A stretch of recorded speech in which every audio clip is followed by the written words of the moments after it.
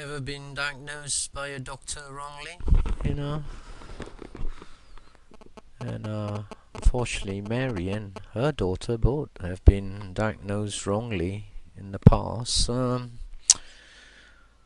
think in Mary's daughter's case, she had a brain tumor and she was complaining for about nearly a year that she had headaches, and it wasn't until 8 months later that she started to get numbness on one side of her body that they decided to take some measures.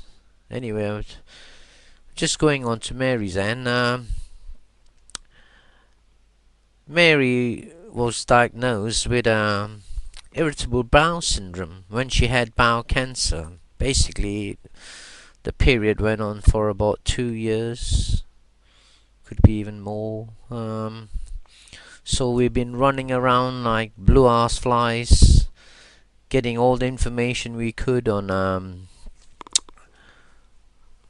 irritable bowel syndrome. Went to every bloody meeting under the sun to see what we can do to help her.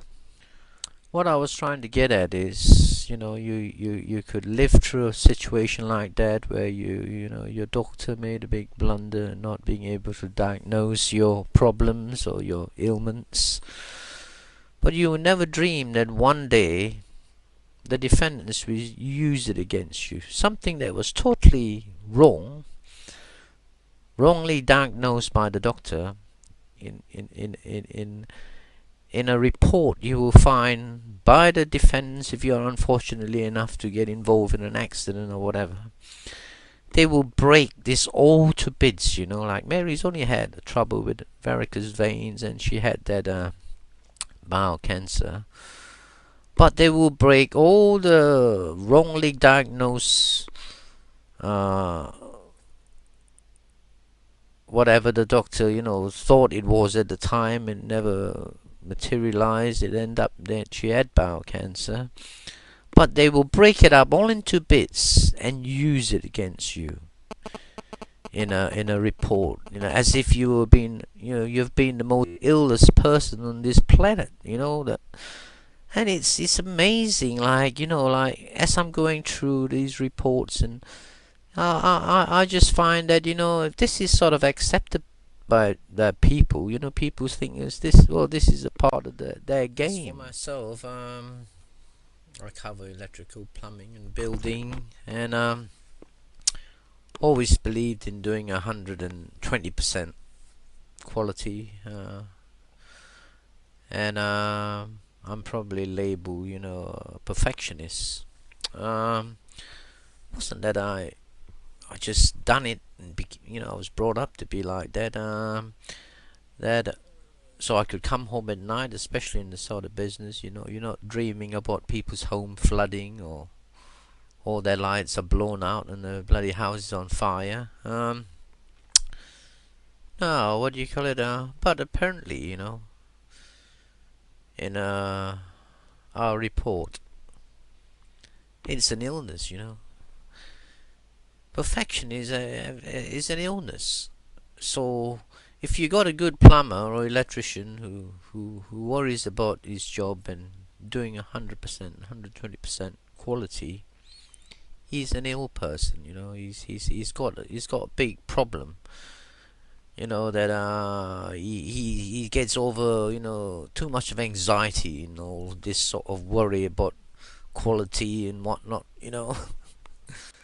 Well, the whole idea of that was because I gave up my job and decided to take care of my wife and keep an eye on her, because she was a bit, her world was falling apart around her. But no, I looked at it and we're both 59. She's a few days older than me. I think she's 3 days older than me.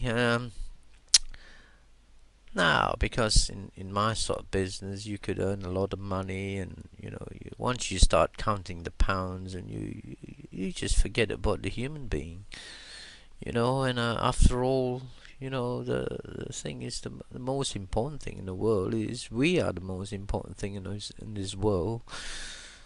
Just because we have a big company, Costco, that decided to injure this woman, and they don't want to take on any. They wash their hands because it's all up to the insurance company to deal with whether she's starving or paying her bills or can afford to run a car. A car is off the road now. She can't afford to run it. It doesn't matter. They done the they dropped the machine. They couldn't help it. As far as they're concerned, it's an accident. Putting 30 foot up in the air and overlapping, but no, it's up to the insurance now. But we know. Well, I've learned the hard way. Insurance companies' attitude. They have like a bloody a schedule of some kind of system that you are guilty. The minute somebody injures you, you come onto their books. You're out to thieve their money. Sod the injury. We can make up. We can get all the bloody consultants under the sun. We can buy every bloody body around us. And you are guilty. You're guilty, and the judges know as well. They see us in court bloody day in and day out. And we no, you are guilty. Your washing machine fell on you from 30 foot. Oh no, it didn't fall on you from 30 foot. It bounced off the floor, shot up 9 foot in the air, landed back on you again, and so it couldn't have injured you that much because we think it bounced off the floor. Actually, the barrister said, well, if it landed on you, coming straight down, it would have killed you. So it must have bounced off the floor.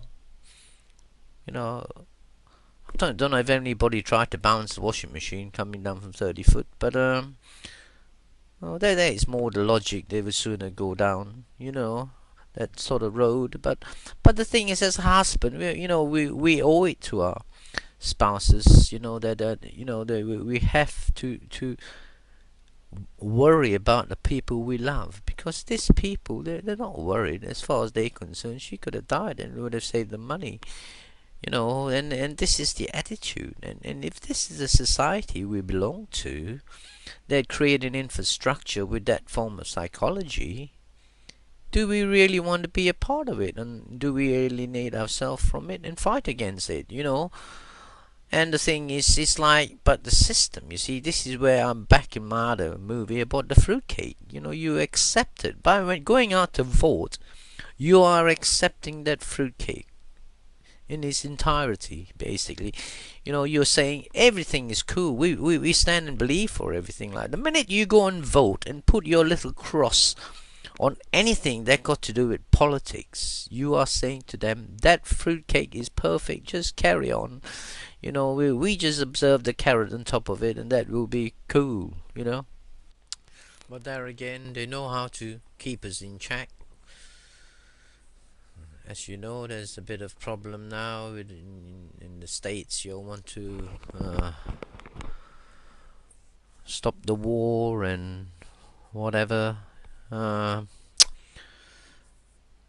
they know there's something brewing. The people are very unhappy, so they can sort things out. They've been sorting things out for 800 years. It's all right for all of these people posting movies and David Icke's, saying his thing, but you're talking to a brick wall. You're talking to power.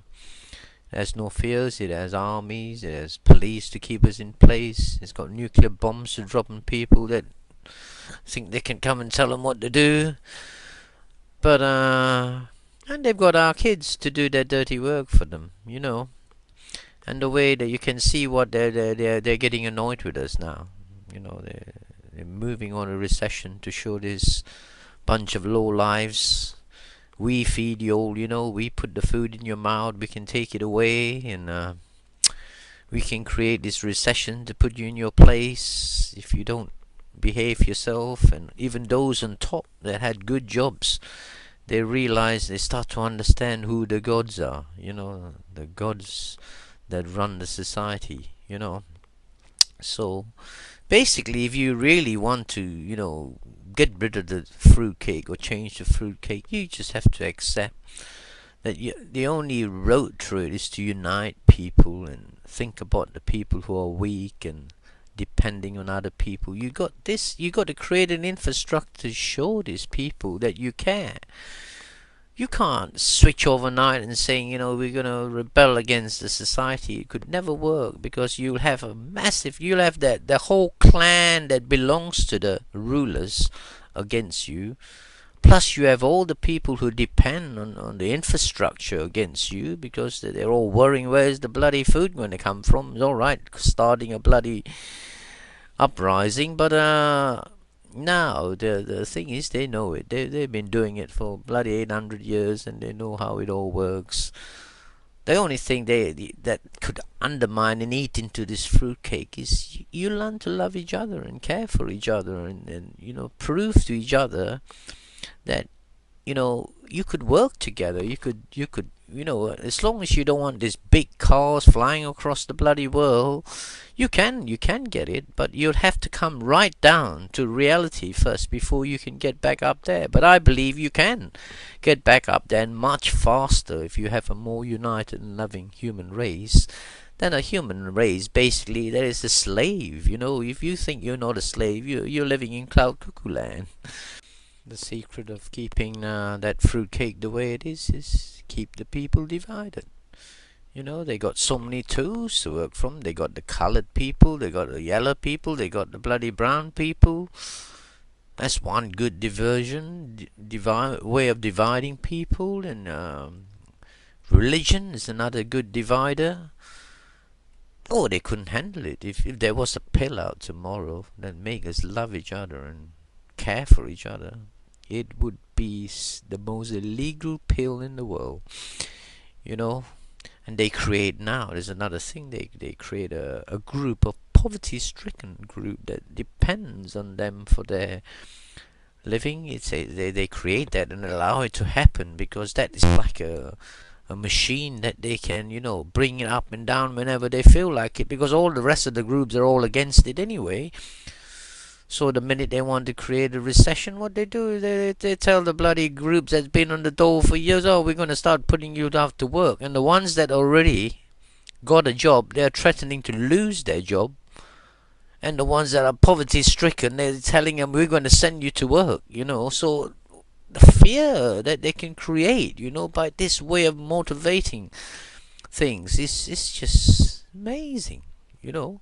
You look at what's happening here. They want to send all the disabled people back to bloody work, and encouraging all the ones on the dole to go to work. And yet, the way things are going on now, you ask yourself, like, on the other hand, they're talking about the people with jobs may lose their jobs. So you see how clever they use things, and bang the whole society into fear. Oh gosh.